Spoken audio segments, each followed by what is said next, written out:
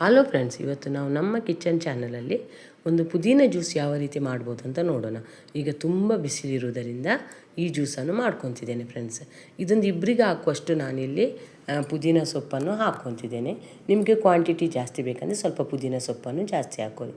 ಇಲ್ಲಿ ಒಂದು 2-3 ಪೀಸಷ್ಟು ಐಸ್, ಮತ್ತೊಂದು ಅರ್ಧ ಇಂಚಷ್ಟು ಶುಂಠಿ, ಒಂದು ಮುಷ್ಟಿಯಷ್ಟು ಪುದೀನ ಸೊಪ್ಪು ಹಾಕ್ಕೊಂಡಿದ್ದೇನೆ ಫ್ರೆಂಡ್ಸ್ ನಾನು. ಮತ್ತು ನಿಮಗೆ ಸ್ವೀಟ್ನೆಸ್ ನೋಡ್ಕೊಂಡು ಬೆಲ್ಲ ಹಾಕೋರಿ. ನಾನೊಂದು ಸಣ್ಣ ಪೀಸ್ ಬೆಲ್ಲನೂ ಹಾಕ್ಕೊಂಡಿದ್ದೇನೆ.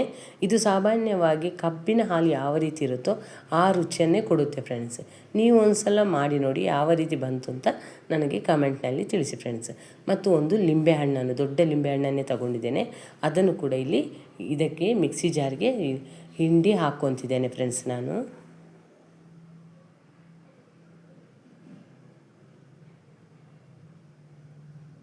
ಈಗ ಇದಕ್ಕೆ ನೀರೇನು ಹಾಕ್ಕೊಂಡಿಲ್ಲ, ನಾನು ಡೈರೆಕ್ಟಾಗಿ ಇದನ್ನು ರುಬ್ಕೊತೇನೆ ಫ್ರೆಂಡ್ಸ್.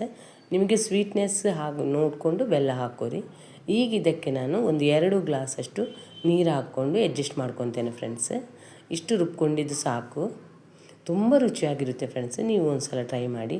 ಯಾರಿಗಾದರೂ ನಾನು ಮಾಡೋ ವಿಡಿಯೋ ಇಷ್ಟ ಆದರೆ ಲೈಕ್ ಮಾಡಿ, ಶೇರ್ ಮಾಡಿ, ನಮ್ಮ ಚಾನಲನ್ನು ಸಪೋರ್ಟ್ ಮಾಡಿ ಫ್ರೆಂಡ್ಸ್.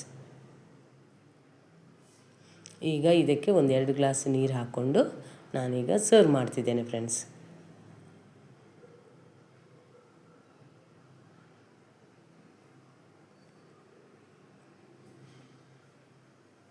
ಈಗ ತುಂಬ ಬಿಸಿಲಿರುವುದರಿಂದ ಏನಾದರೂ ತಂಪಾಗಿ ಕುಡಿಬೇಕಂದಾಗ ಈ ರೀತಿ ಒಂದು ಸಲ ಮಾಡಿಕೊಂಡು ನೀವು ಕುಡೀರಿ ಫ್ರೆಂಡ್ಸ್.